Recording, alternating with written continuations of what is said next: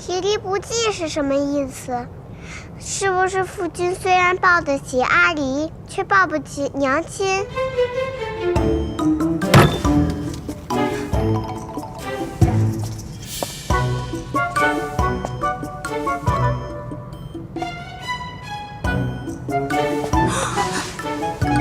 夜华，程玉，把阿离带回店内休息。夜华，是。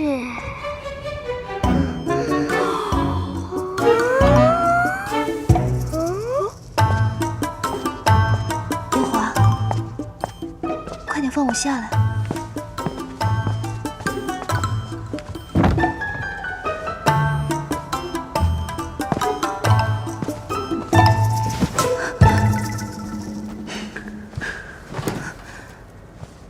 夜华，方才我不要去一览芳华，你不要介意。什么？那个，她毕竟是团子的亲娘。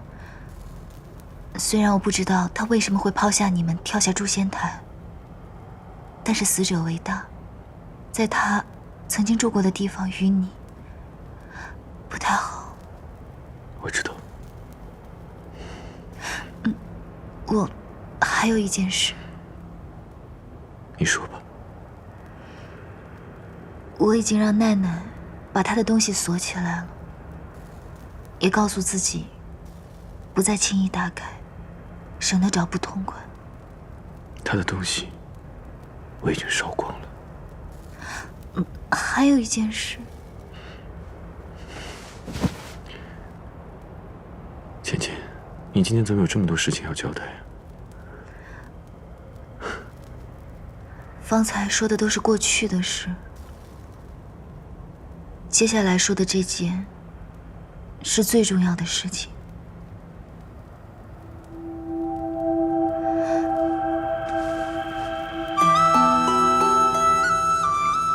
你还记得我在西海的时候同你讲过想要与你退婚的事情吗？记得。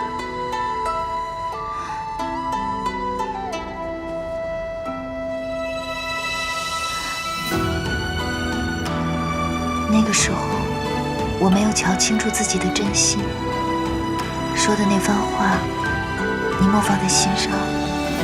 如今我们两情相悦，自然是不能退婚了。我在西海闲来无聊的时候，算了算日子，9月初2那天，一嫁娶，一兴土，总之，是个万事皆宜的好日子。不如你同爷爷讲，我们在那天把婚事办了吧。你方才说什么？我知道我这样说显得不太稳重，由你去提是不太好，不如我让我阿爹阿娘去，毕竟是婚姻大事，老人家说会显得比较稳妥。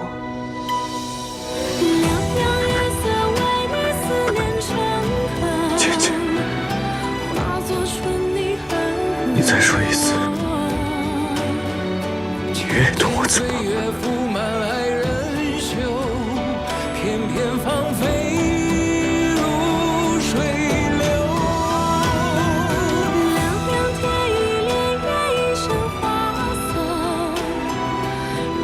夜华，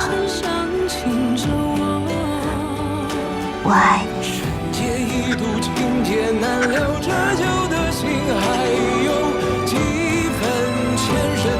我真的爱你。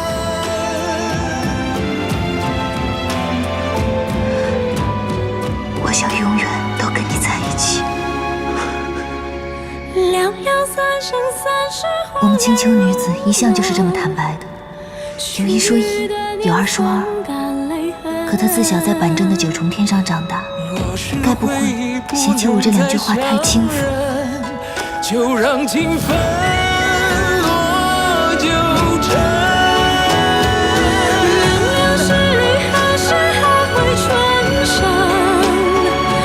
又见树下一盏封存。芊芊，再为我生个孩子。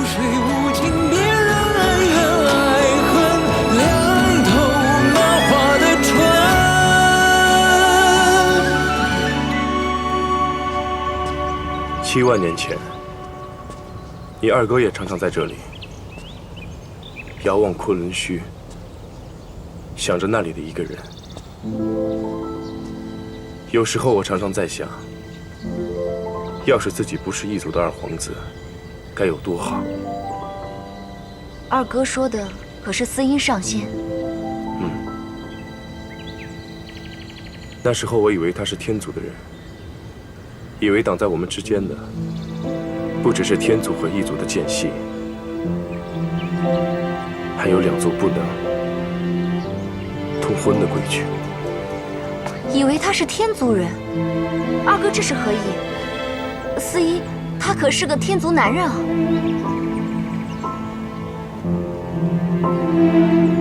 你到现在还不知道吗？司音就是星丘白浅，白浅上神。白浅上神？原来哥哥没有爱错人啊！昔日爱错司音的，竟然是我。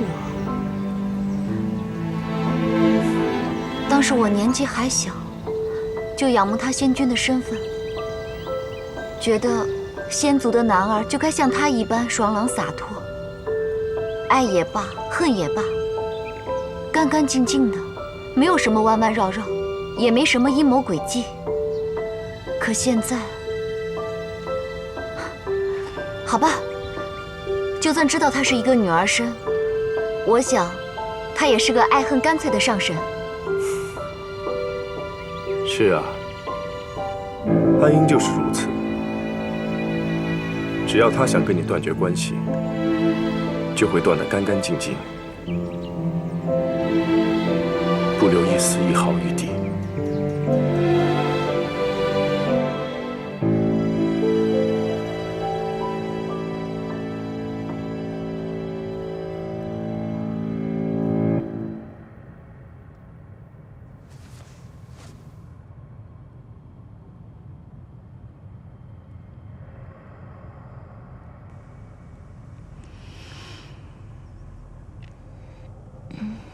怎么还不睡啊？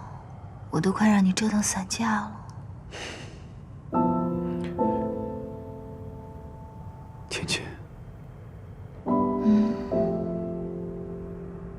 如果真如离境所说，墨元上神元神一旦归位，东皇钟上的封印也会减弱，金苍破钟而出，那时你会怎么做？怎么了？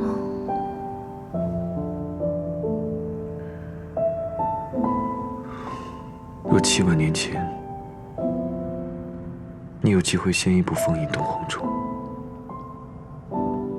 你会不会真的替墨元上神去？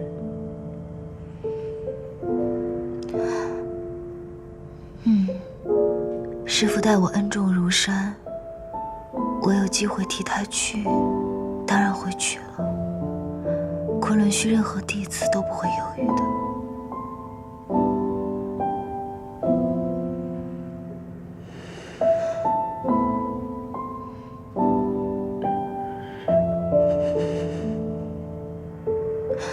怎么？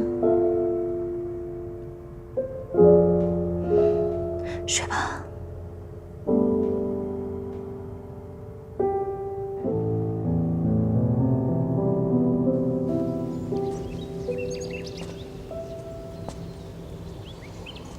二哥，你为什么从来没有正眼瞧过自己的孩子一眼？他早在300多年前就应该离开了。不，他又没有什么错，他不应该代母受过的。我相信他很快就能醒过来。乖啊，紫兰叔叔很快就会来了。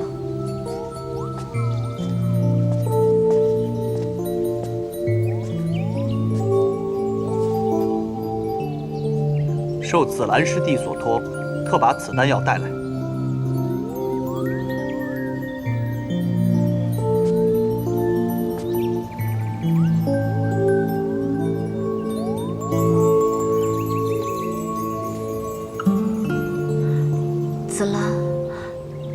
紫兰她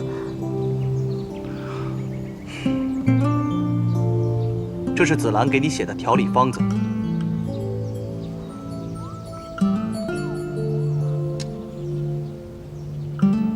他说你修为尽失，若不悉心调理，以后每隔初一、15，便会周身酸痛，难以下榻。如今，该帮的、不该帮的，我们都帮了。请两位不要再踏入昆仑虚半步。告辞。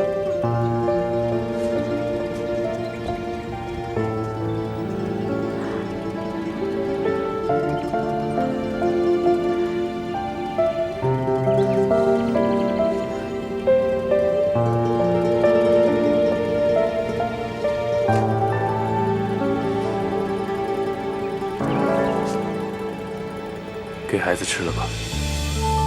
好。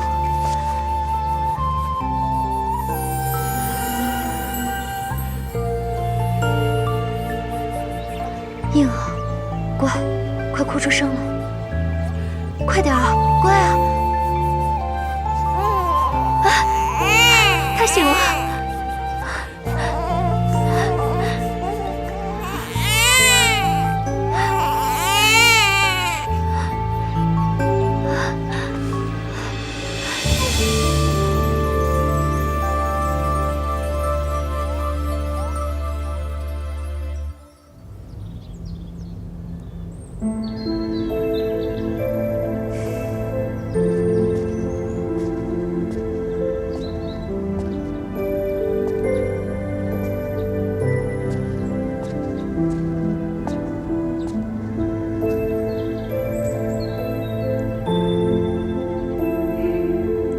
紫兰，我真是不明白，你怎么舍得半生修为？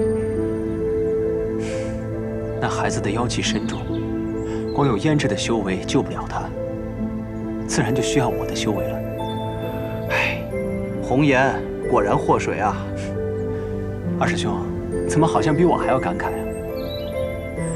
我倒是觉得没什么。如今这天下太平，修为多了也没用。够我守着无望海就行了。唉，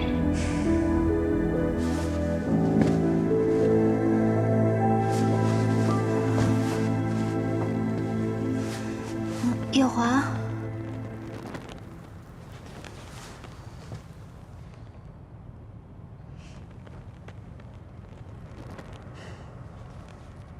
笑什么？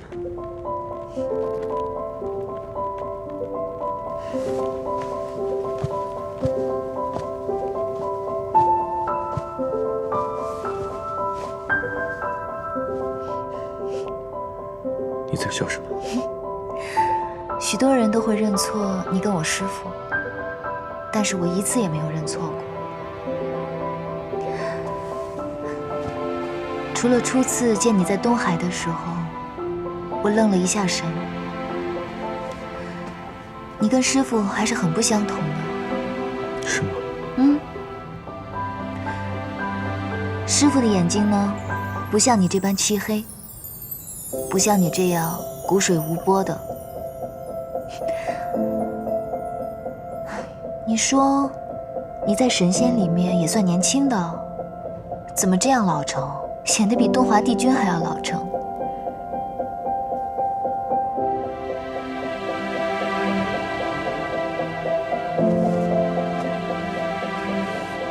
你再看一会儿也无妨，看累了就躺在我怀中睡一会儿。天都亮了。那你要起来还是再睡呢？有点口渴了，命人煮茶吧。好。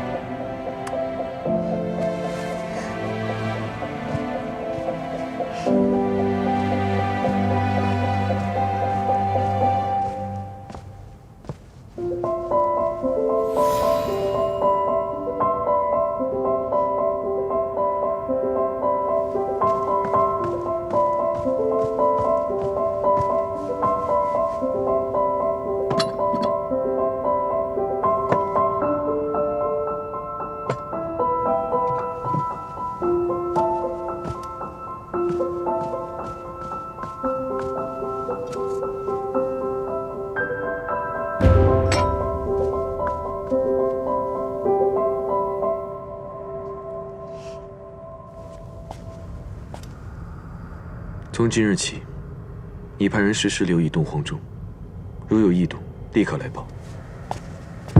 君上的意思是，那擎苍要出来了？这件事你不需要清楚，你只要记住我的话，只要东皇钟有异动，不要惊动任何人，立刻来找本君。是。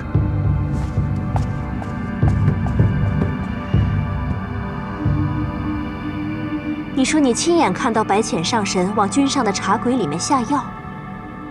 你真的亲眼看到是白浅上神？奴婢不敢撒谎。怎么可能？他跟夜华是有婚约的，不至于如此啊。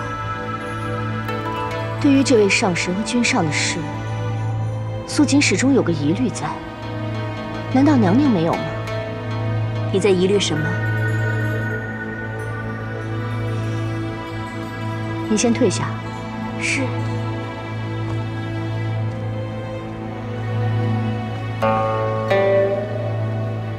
这300年前的事，素锦至今记忆犹新。娘娘不觉得奇怪吗？昔日君上对那个凡人爱入骨血，300年来也是守着那盏灯，心心念念要造出个假的来。怎么这一切在去了趟东海后，突然就变了？哪怕是变了，也变得太快了些。你这么一说，倒是说到本宫的心思里了。本宫也一直在忐忑，这夜华是受了什么蛊，怎么这么快就移情了呢？都说青丘九尾狐一族善用媚术，说不定今日这奴婢看到的，就是什么媚药呢？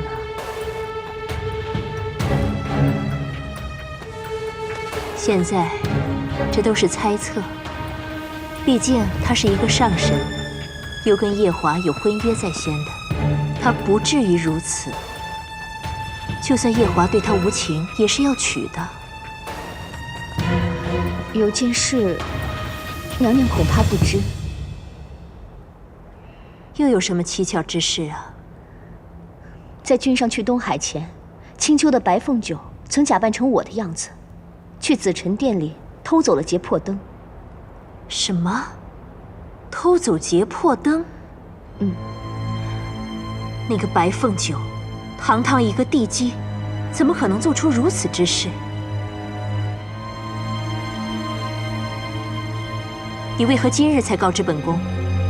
当时三殿下和司命特地来替他赔罪，说是他不懂事，胡闹着玩才偷走了灯，还拜托我千万不要追究计较。我也是看在东华帝君和司命的面子上，将此事压了下来。早就听说这个白凤九顶着报恩的名义，在太晨宫里胡作非为，扰得太晨宫里不得安宁。原以为帝君会嫌弃这个小殿下，没想到还挺维护他的。帝君心思莫测，谁能猜到？不过臣妾想到这件事，是觉得蹊跷。娘娘您想，白凤九先是偷走了养着素素骨血的劫魄灯，白浅随后就在东海与君上相遇，君上在见了他一面之后又迅速移情，不再做任何重造素素骨血的事。如此一联系，是否太过巧合了？的确太过巧合。所以，不管白浅是不是跟君上有婚约，我们都应该查清楚此事。倘若这个白浅的心思真这么深，娘娘就应该早一些禀明天君和君上。这种女人，做太子妃，或是未来天妃，都太危险了。不错，但是目前这些都还只是猜测。她毕竟是白浅上神、青丘女君，轻易得罪不得。那位上神已经来天宫2次了，都没有拜会过我。今天我倒要去见见他。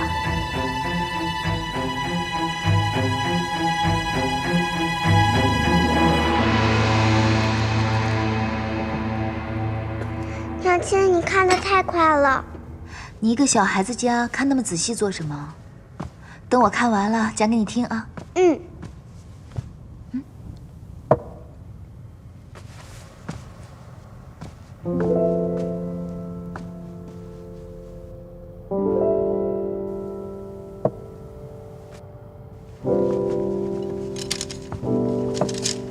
娘娘，都起来吧。孙儿见过阿奶。快起来吧。是。臣妾见过君上，见过上神。白浅上神，乐须娘娘。按礼数，我应该给上神行礼请安。但鉴于你跟小儿的婚事，你我行礼请安的事，就两两相抵了吧。还是随了夜华这处的辈分吧。白浅见过乐须娘娘。那我就受了这未来儿媳的礼了。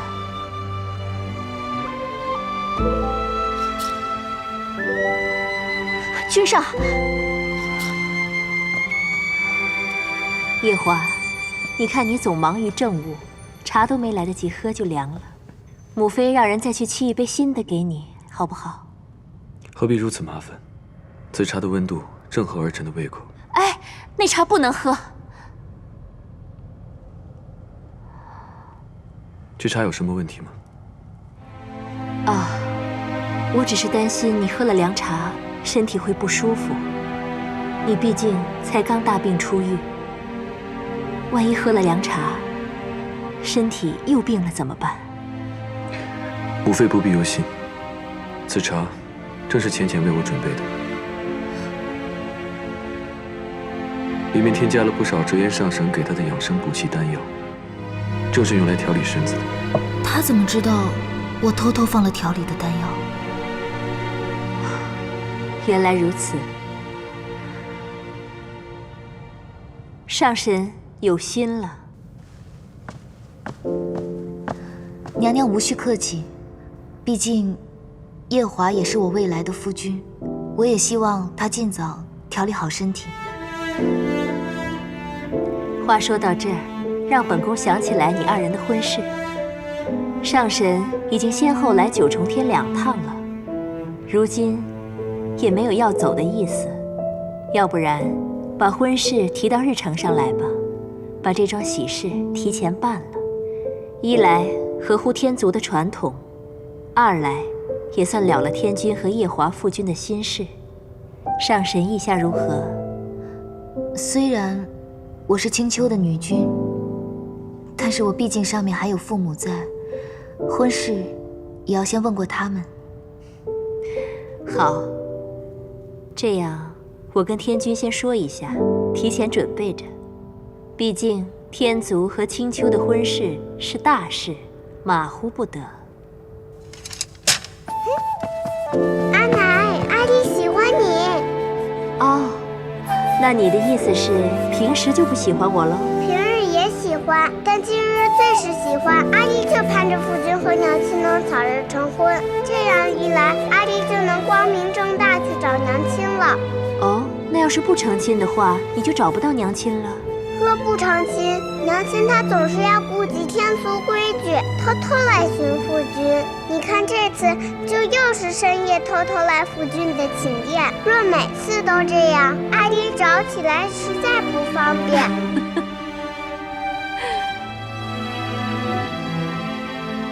夜华，怎么总是不讲话呀？正如母妃所言，此乃天族和青丘的大事，须得由天君和胡帝商谈，急不得。你心里有数便是最好。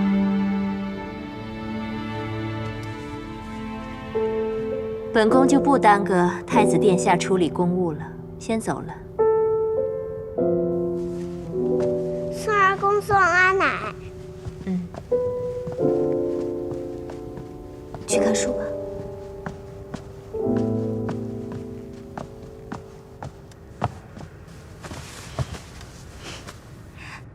你怎么知道我在你的茶里面下了调养的丹药啊？连我母妃都晓得这茶有蹊跷，我若不清楚，岂不显得昏庸无能？哎呀，原来乐须娘娘来就是为了这个事情啊！我说她怎么来的这么匆忙？你们天族规矩真多，心思真多。怎么如此看我？没什么，只是觉得这一趟东海瀛洲去得值。如今你与我说话，都活泼了不少。我年少时就是这个性子，只因现在活了14万年，四海八荒称我一句姑姑，自然不敢言语太过轻浮。哎，我们的婚事你是怎么准备的？这是大事，必须从长计议。这几日东华帝君刚回来，有许多事要跟天君商议。待过几日，天君空闲下来，我亲自去与他奏请完婚。要等这闷葫芦，不知又要等到何时。我先去和几个哥哥招呼一声，让他们在阿爹阿娘跟前说说，免得日后闷葫芦去了被刁难。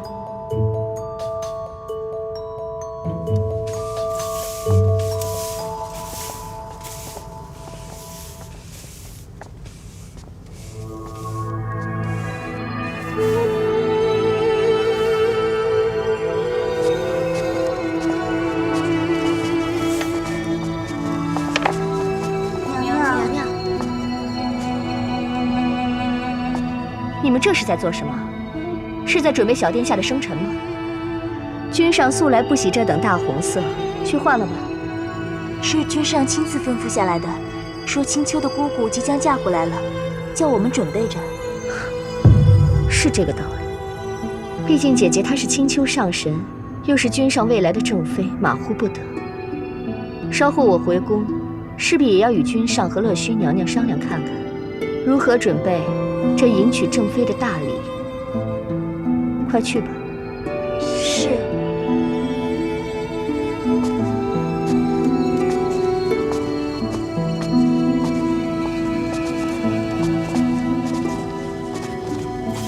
娘娘，当初你嫁入这洗梧宫的时候，就没有什么拜祭天地的礼，您还不如做天妃的时候呢。我对夜华是自小的情谊，赤心日月可见。日后谁是这洗梧宫真正的女主人，还不一定。是娘娘。夜华，你已经打定主意完婚了，那我们商议一下，这聘礼，还有迎亲的礼仪，这可是大事啊。是。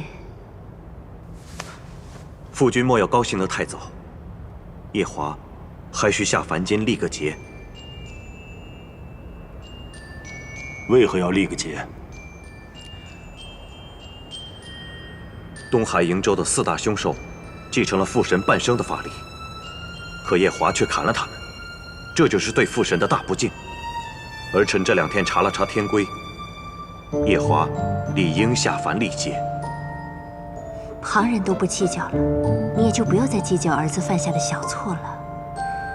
天族有天族的规矩，犯了错理应受罚。正在说着高兴的事，你这也太扫兴了。夜华，你父君说的对，毁了父神的东西是要去历劫的。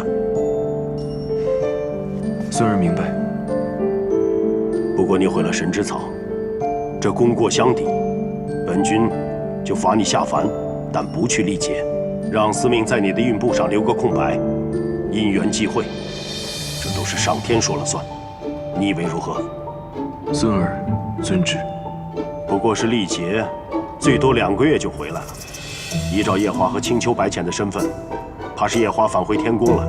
你们的聘礼啊，还没准备好呢。父君说的是，我这就去准备。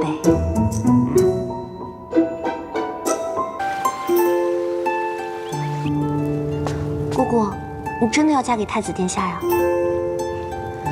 反正迟早要嫁的，早一些又何妨？没，我只是惊讶于你和夜华这天雷地火的情谊。你要嫁就嫁，四哥可不敢说什么。青丘和天族联姻这种大事，不能只是我们青丘一厢情愿。这件事情就是夜华的母妃先提起来，我才回来说的。哦，原来是乐须娘娘。不过，二哥，你看你，这亲事都定了，不就是成个婚吗？你怎么疑虑如此多呀？那墨渊呢？师傅，一日为师，终身为父，这件事情确实要告诉师傅的。但这件事本是天君跟阿爹定的，师傅应该不会说什么吧？更何况，他应该还不知道我是女儿身呢。天真呐，太天真了！你以为墨渊上神识不破折颜的法术？他们可是兄弟呀！我还一直以为，你心中的人是墨渊。二哥，这玩笑可开不得。师傅与我有渡劫的救命之恩，有传道授业的师徒之情。他对于我来说，可是像阿爹一样亲的。哪怕有一日让我带师傅去受死，我也不会说什么的。但我心中的人只有夜华，这是千真万确的。好，既然你很清楚自己想要什么，那二哥也就不拦着你了。只是这亲事已经定了这么久，你忽然如此急做什么？还不是因为夜华他带我去瀛州，用自己的修为去炼了那些丹药，救了我的师傅。如今他已经没剩下多少修为了。我是担心他万一要继任天君，受不了那9道天雷、81道荒火的大业。他继天君之位和你们成婚有什么关系？自古以来都是继任天君和天后一起承受这个业的。如果我能跟他成婚的话，就可以跟他一起来受这个业了。这还不是夫妻呢，就夫妻情深了。小五真不愧是我们青丘的人，忠贞，太忠贞了。好，那明日二哥就修书一封，着人给阿爹阿娘送去。谢二哥，那我先走了。好，你去哪儿啊？此处才是你青丘狐狸洞。团子还小，夜华又要整日忙于公务，我得回去照顾他。那二哥和四哥呢？你就不理了？你别理他，你先去吧。是二哥，我先走了。你瞧我们这后娘当的可真是地道，只可惜啊，夜华宫中还有一个实打实的天君赐的侧妃，她和小五终究做不到红烛双影一双人。对了，我还有一件事情。哦，什么事？我就要嫁去天宫，我身上这5皇之一的地位就要传下去，端没有既要做天妃，又要做女帝的道理。道理虽然是对的，只是爹娘只生了我们5个，这青丘5皇5帝断然没有一人身兼2个地位的道理。我的意思是，我们5个中也只有二哥你生了凤九这个女儿，不如传给他。我？好，好主意。不过，二哥是青丘5皇之帝，若凤九真的成了你的地位，这辈分是不是有点乱啊？你先回去吧，这桩事待我与爹娘和大哥商议后再商量。好，那我就先回去了。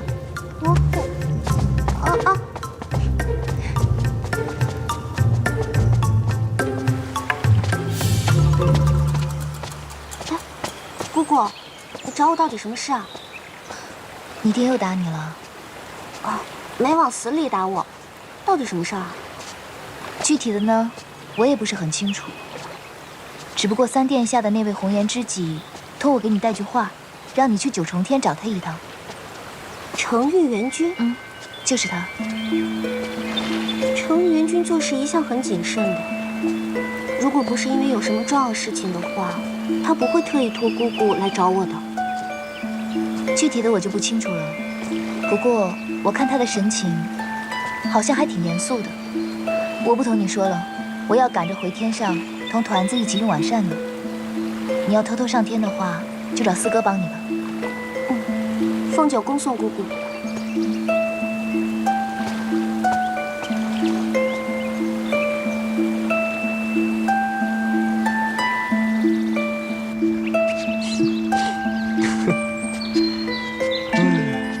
你笑了一整天，怎么遇上喜事了？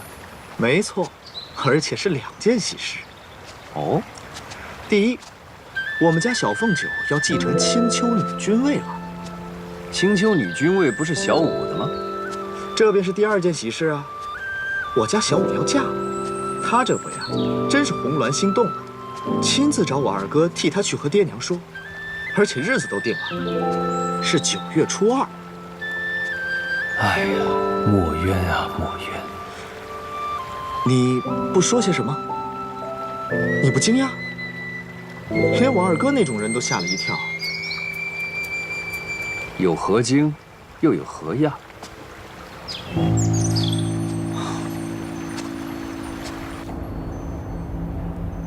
不错，夜华的父君已经在拟写聘礼了。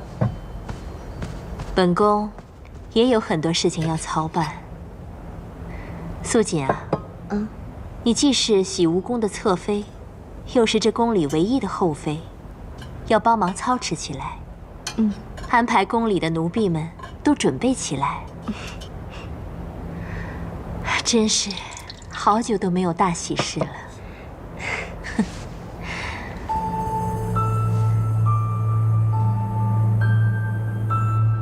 娘娘放心，臣妾一定会尽力替娘娘安排好这一切，让白浅上神风风光光的嫁过来。不知这婚期是在何时？婚期还没有定。没定？夜华之前不是沉了东海瀛洲吗？砍杀了父神留下的4大凶兽，现在被罚下凡历劫，差不多也要2个多月才能回来，到时再定。臣妾懂了。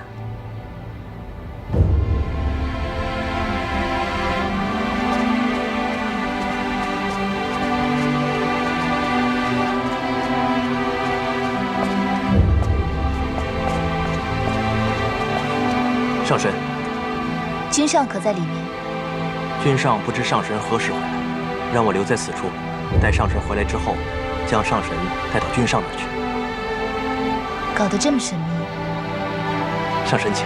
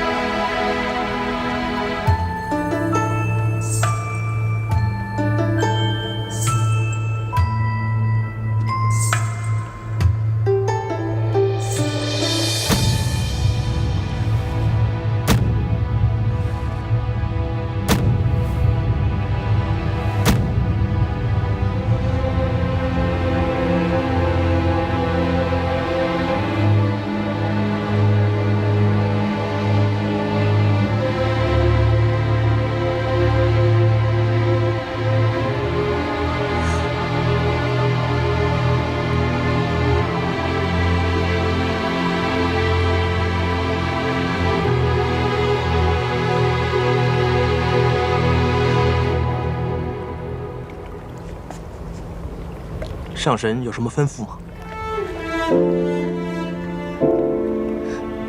没什么。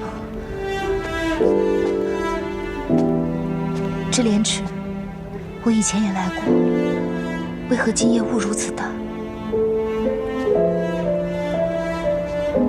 这是君上特意安排的。上神，请。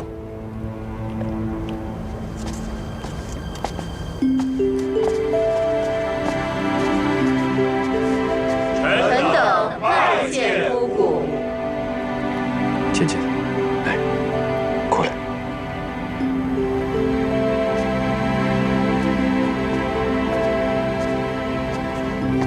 倩倩，这些都是天族各位神仙，白浅见过各位。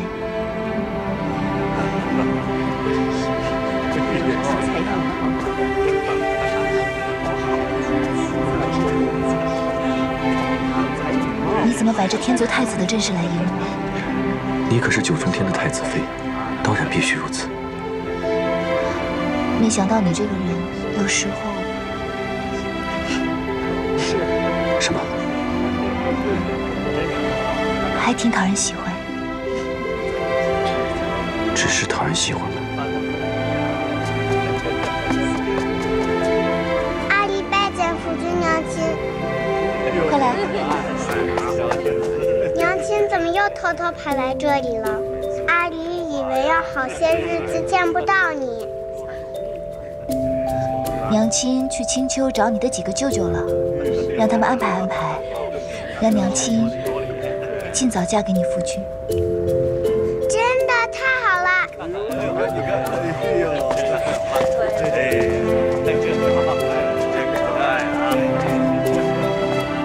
玉华，今日我回青丘见到几位哥哥了。二哥已经答应我去跟爹娘说，如果没有大差错的话，9月初2那天我们就成亲了。浅浅，9月初2怕是不行了。为何？我得下凡去历个劫。好端端的，为何要去历劫？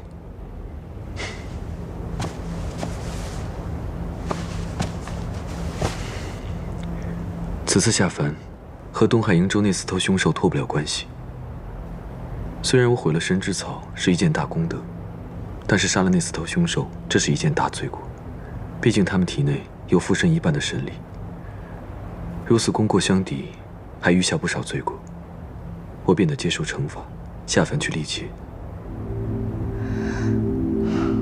竟然是因为那4头凶兽。当初他们伤了阿爹的时候，我就十分不待见他们。看起来，他们真是与我命中相克。所以，你这一去要多久呢？在凡间历60年的生死劫，算起来，也不过与你分开2个月罢了。要2个月啊！你8月初下凡历劫，2个月的话，我们就将婚期挪到10月份吧。10月的话，小阳春也是好时候。只是，虽然对我来说是2个月，对你来说可是漫长的一生。司命给你写的契约你可看了？他不会给你写一个3角4角的多角情吧？此次并非司命写的故事，而是按照天君的意思，在我运部上留白。意愿如何，端看个人的造化了。留白？也就是说，没人知道你将历经什么？不错。那我要嘱咐你几句。你说。就算你这次下凡，会忘了身为9重天太子的身份，忘记了洗梧宫里还有一个没过门的正妃，你也万不能娶别的女子。其他的我倒不怕，我就怕你这次下凡历劫惹一些不相干的桃花来。你也知道，我这个人一向爱恨分明，眼里容不得沙子。那若是我在凡间真的惹了桃花，你便如何？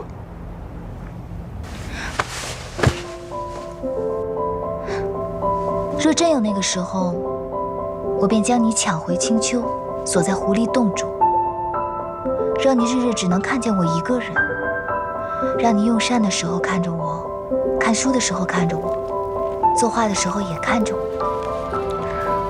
若真是如此，我倒想你现在就把我抢回去。那我们就说定了，待你历劫回来，就来青丘寻我。到时候我们就不走那些婚嫁礼俗了，就随了青丘的规矩，将你锁回狐狸洞。好，浅浅，我们睡吧。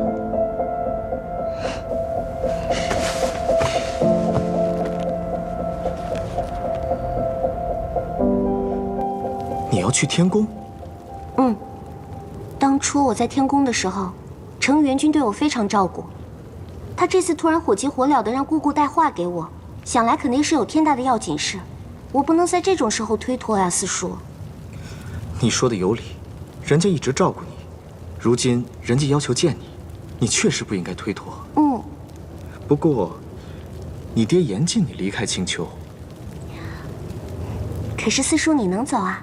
你悄悄带我走，只要我在你身上，就可以躲过我爹在山谷设的仙障。带你走没问题，可是你要记得，这件事是瞒不住的。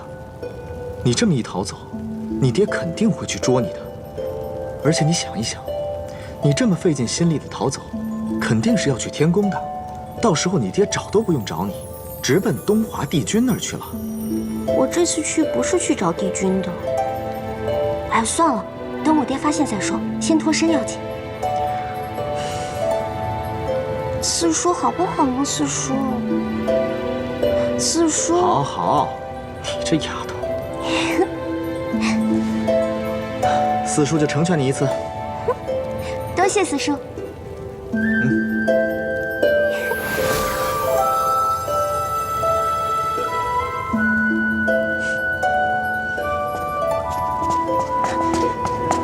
哎，四叔要去哪里？中午不留下来吃午饭了？哦，我正琢磨着要去西海看一看那个蝶雍，看看墨渊上神的元神如何。小五这阵子都在天宫照顾他那个未来的夫君，哪有心思顾得上西海啊？那我告诉小殿下，不给你留午饭了。哎，凤九还在睡着，别去叫他。他这阵子心情都不太好，你就让他再睡一会儿，午饭前再叫醒他。哦，好。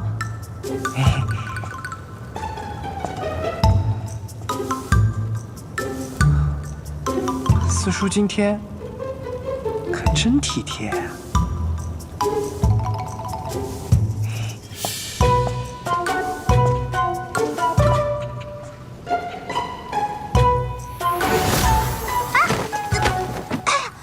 四叔，你倒是轻点扔啊！你都把我摔坏了。唉，还这么多废话，你再不快点，一会儿要被你爹捉回去了。那我先走了，谢四叔成全。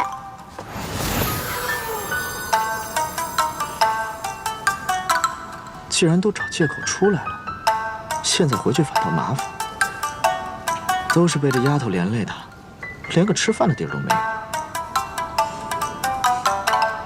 算了，还是去找折颜吧。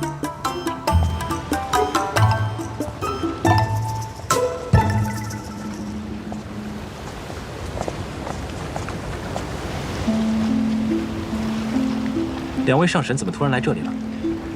你那位17师弟最近要在天宫照料太子殿下，也顾不得这里，所以我和珍珍就来这边看一看。你大哥这几天怎么样了？大哥昨夜突然不舒服，折腾了半夜，我还以为会出什么反复，没想到第二天却说周身松快，仿佛多年桎梏一消而散，还吃了不少东西。当真？对。这样看来，要有喜讯啊。上神的意思是，你师父要回来了。真的吗？啊，是跌凤失礼了。无妨，快，带我去看看你哥哥吧。啊，请。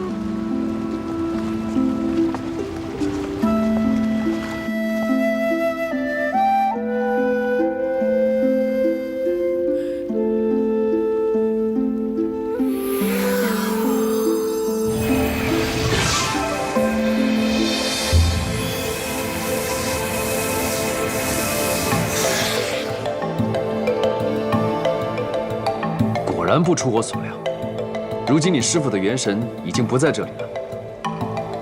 我估摸着，他应该是元神归位了。那我该怎么办啊？别慌，你现在马上赶回昆仑虚，召集你那些师兄弟们，让他们准备迎接墨渊回去。我和珍珍立刻赶回青丘炎华洞，查看一下你师父墨渊是否真的元神归位了。是，我这就回昆仑虚。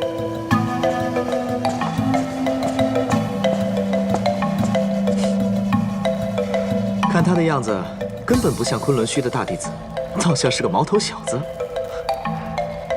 你别说他，就连我现在内心也是欢喜的乱了方寸。快，我们赶快回青丘去吧。去吧。我去见过天君之后就下凡了。为何不让我送你去凡间？不过就2个月。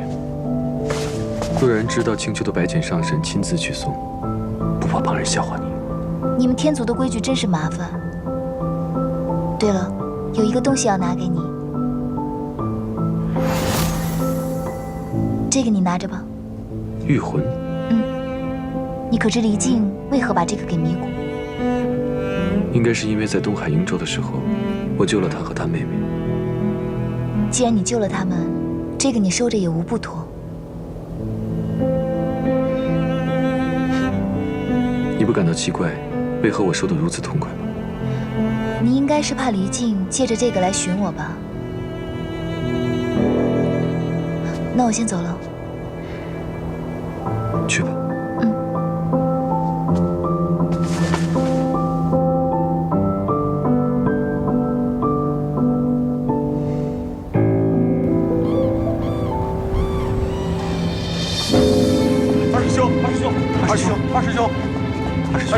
二师兄，我听钟声又响了，是师傅，是师傅啊！师傅回来了，师傅回来了，师傅回来，好了，这太好了，师傅回来了，师傅，是啊，师傅太久了，对啊。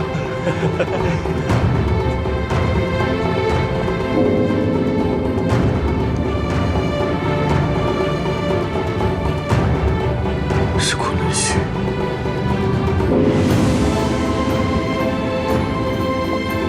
帝君，你可认得这钟声？正如天君所想，这钟声来自昆仑虚。莫怨的回来了。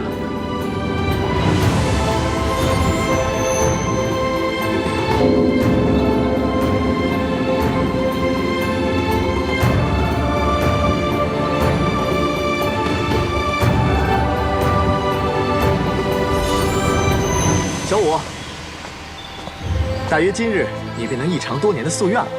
四哥，你是不是也听到钟声了？何止是钟声，我跟你四哥刚从西海赶过来，昨晚被蝶雍折腾了一夜，所以我就用追魂术查看了一番，发现墨渊已经不在蝶雍的元神中，所以特地赶回来炎华洞看看。啊，墨渊睡了这么久，终于在今天挑了个好日子。师父，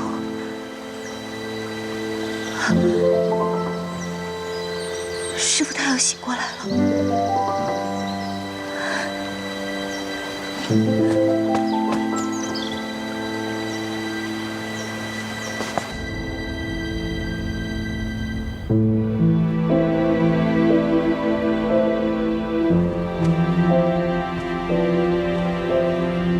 太子殿下，按照规矩，我送你下凡前，你是定要喝下这碗忘川水的。那我们便说好了，待你历劫回来，便去青丘寻我。我们也不走什么婚嫁礼俗了，就随了青丘的规矩，将你锁回狐狸洞。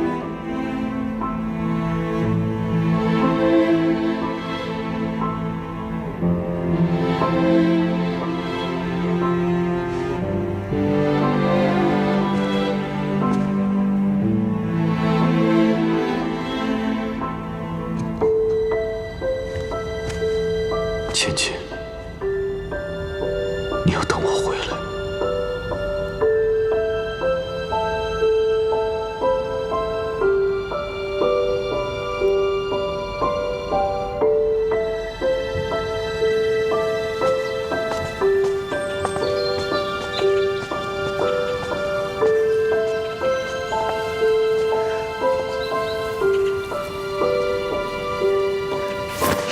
哎，你这是要做什么？我想让自己变回男儿身，毕竟以前师父见我都是司音的模样，应该认不得我现在的样子。凭墨渊的修为，早看出你是女娇娥。没有揭穿你是看在你爹你娘的面子上。你真以为你可以糊弄他2万年啊？之前四哥也是这样跟我说的，可我总觉得师傅还是见惯我四音的模样。你就别再自欺欺人了，去吧。别怕，快去看看你师傅。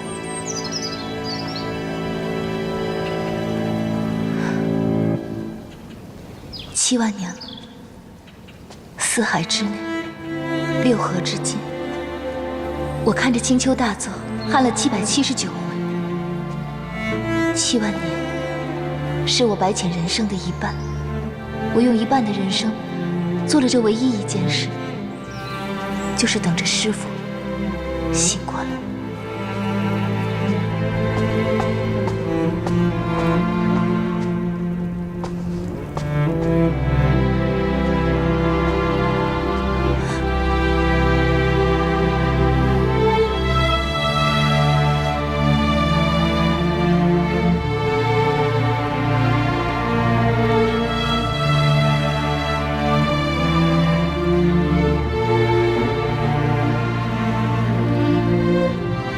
从今日起，你就是昆仑虚墨渊战神座下17弟子，四阴神君。师傅不要走。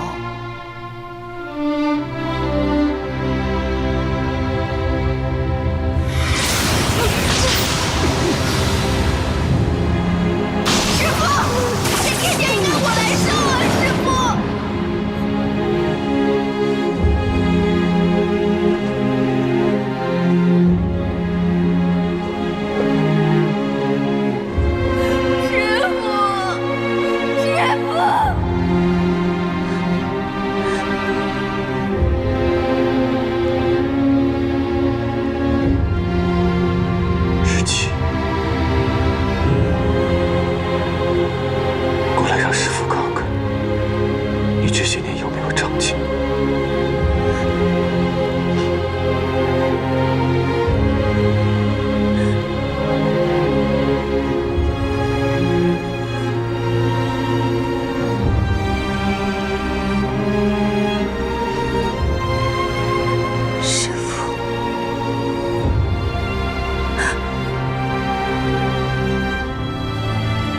是我的小世界。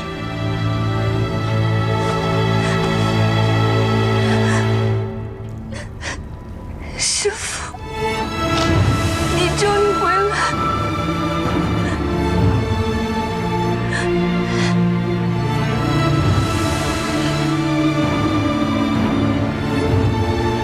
没错，师父回来了。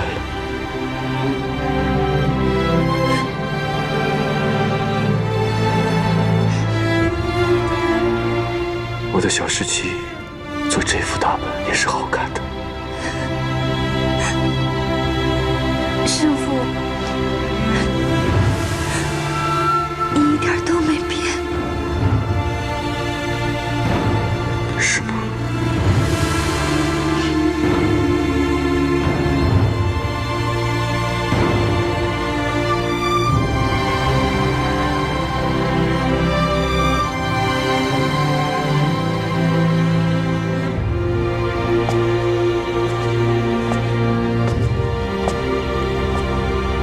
墨渊，经过了7万年，你终于醒了。7万年。是啊，说长不长，说短也不短。小五为了你，也在青丘藏了7万年了，只为守着你的仙身，等你回来。此处太阴寒，我们先出去吧。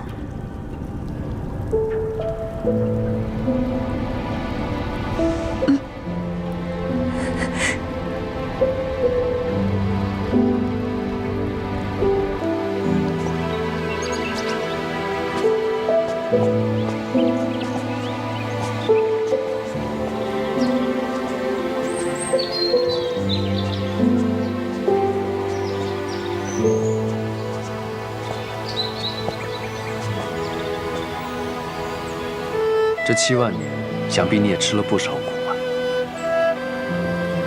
当初元神被震成碎片，拼凑元神，花了不少时间。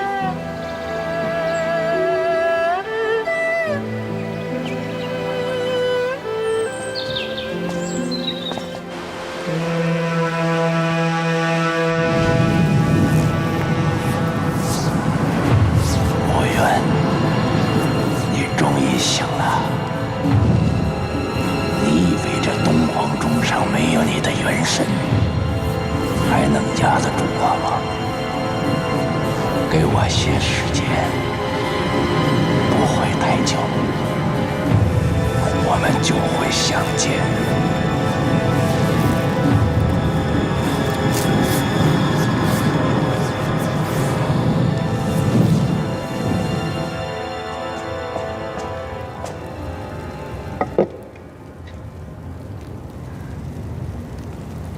师父，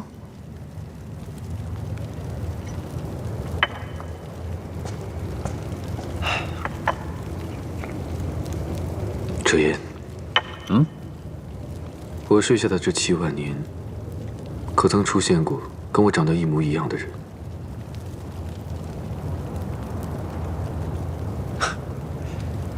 是有这么一个人，你这小徒弟跟他还很熟呢。小石七，你认识？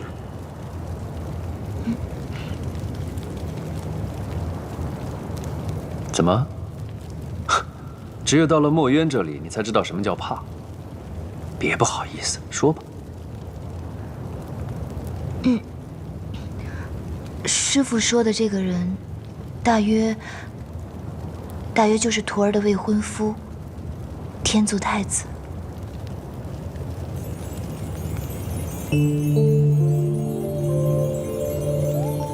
未婚夫，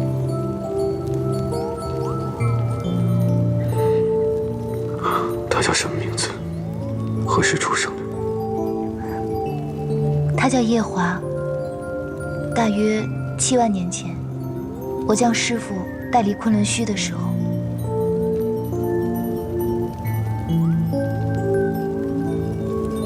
小石七，为师的同胞亲弟弟，就真被你拐了。我怎么没听说过你还有个同胞亲弟弟呢？也难怪你们惊讶。这件事，就连我也是在父神仙逝时才晓得。一出金莲，父神。为父先要跟你讲一桩旧事。那年四季摧，天地崩，你的母亲为了不成天的4根大柱子，大大的动了胎气。生产时本是双生子，可也只保住了大的，没能保住小的。那个大的就是你。我还有个弟弟。为父深感对不住你弟弟，就耗尽了半生的法力，做了仙胎，运用仙胎做了一株金莲。如今我即将身归混沌，便将你弟弟的仙胎托付于你。你要把它养护在昆仑虚的莲池中，盼望能有朝一日，他能降生于世间。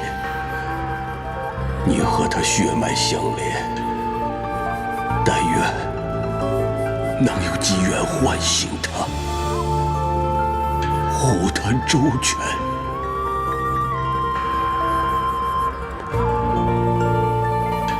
墨渊，这也是为父唯一的心愿了。是。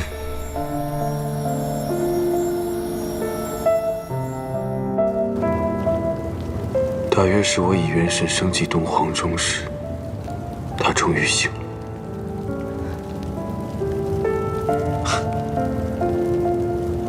我只知道，父神在仙逝后，你尽心地培养那池中的金莲，却从来没有怀疑过那金莲的来历。也难怪啊，在你魂飞魄散时，那金莲就哭了。没多久，天族的乐须娘娘就生下了太子夜华。怪不得那小子出生的时候，72只五彩鸟绕梁81日，东方的烟霞晃了3年。竟然是墨渊上神的胞弟。想来倒也是，也只有墨渊上神的胞弟，父神之子，才会有如此天地同贺的境况。那九重天上的史籍明明白白地记载着，父神就只有墨渊上神一个儿子。看来这些史籍是完全不能相信的。相信这些史籍，还不如去看司命写的那些画本子。众人都说夜华生得像师傅，就连我初次见他也险些认错，却没人能想到夜华和我师傅竟有这样一层关系。志奇，我想见见我那胞弟，他现在可好？师傅，你现在刚刚醒过来，想要恢复到以前的样子，还需要闭关一段时日。夜华他如今也在凡间，我也寻不到他，不如等师傅你调养好了，我将他带来您面前。也好，那我闭关昆仑虚，静待他归来。你的师兄们可好？7万年前，师傅您仙逝以后，师兄们找了我们将近几千年，后来便被家里人一一带走，履行各自的使命去了。如今昆仑虚已经不是当年的模样了，况且我也不想让师傅看到昆仑虚如今的样子。无妨，我们即刻动身回昆仑虚。弟子遵命。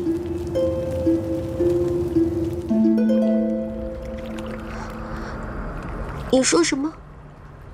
帝君要去应劫？凤九啊，你要想开点儿。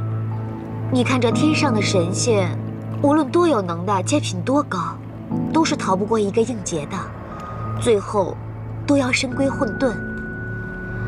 你看帝君他老人家都活了多久了，也该应劫了。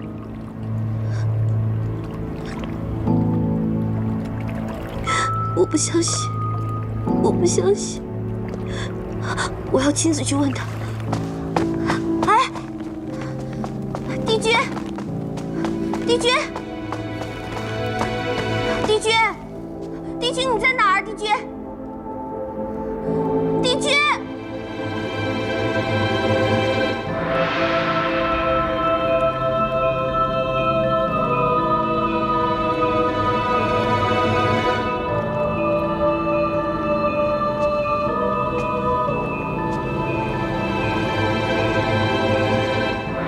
帝君，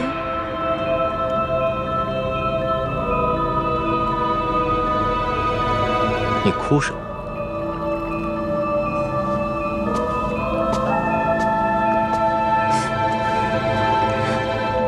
帝君生，凤九便生；帝君死，凤九也绝对不会独活。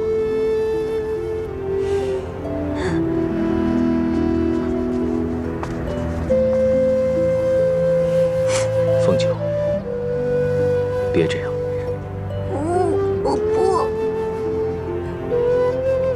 你一个青丘帝姬，无缘无故的跑到这九重天抱着我，你不怕丢人吗？我们都做过数年的夫妻，怕什么？那是渡劫，岂可混为一谈？帝君是否还在介怀我和元贞之间的事情？那都是司命星君命我去做的，我和元贞真的没有任何私情。我知道。反正你在应劫之前，我不会离开你的。